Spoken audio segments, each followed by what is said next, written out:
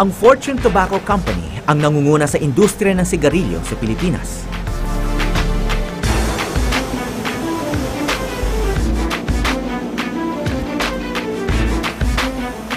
Sa pabrikang ito sa Marikina, 140 milyong sigarilyo ang lumalabas araw-araw na may mahigit 100 brand name.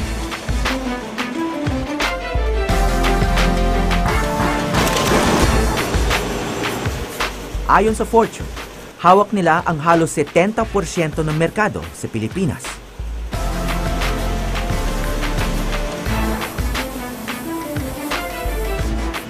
Gayunpaman, ramdam na raw ng Fortune ang paghigpit ng pamahalaan sa kanilang industriya. Ngayong buwan, ibinabana ang ban sa advertising ng tabako. How would you sell more if you are not allowed to advertise? During my time, I would say about John Wayne smoking a cigarette. No? Sino ba yung mga artista ngayon na icon? Ganun ang advertising ng sigarilyo. No? It doesn't excite any emotion at all. No? But when they show in pictures or in movie scenes, an icon, gusto mong gayahin di ba? You want to identify yourself. It's difficult because even your brands, you cannot display your brands. Before, we used to have some T-shirts, caps marked with the brand name of the cigarette, the Fortune seal. You cannot do that anymore. Yung question po ng liability ng tobacco industry o responsibilidad ng tobacco industry sa mga taong nagkakasakit, nagkakaroon ng cancer, well, the law provides that yung taxes na babayaran namin ngayon, a certain percentage of that is automatically apportioned and it goes into the coffers of the Department of Health. And it's supposed to be used to spend for the treatment of victims of the results of tobacco use.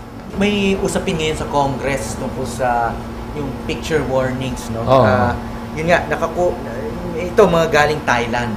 No? Yeah. Sa Pilipinas wala pang ganito.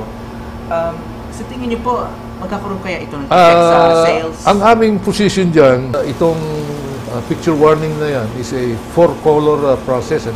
Wala kaming capability. It will probably take us about 2 or 3 years to equip us with that kind of... Pero okay lang sa inyo, may picture warnings? If the law is passed, we have no choice. We have to follow. But you can have a position. I mean, you can oppose But of course, if we can object to it, we will object to it because it will also affect our sales.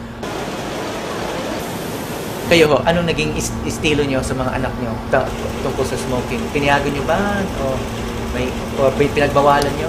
Pinagbawal, but not in a way that it's you threaten or something. Pinagbawal nyo? Pinagbawal. Nung high school, hanggang college? Hanggang college? Hanggang college. I knew that they were smoking now and then, but hindi yung frequent. Sometimes they do this when they are with their friends. So, bakit nyo pinagbawalan? Ano yung dahilan? Because smoke talaga is harmful to your health.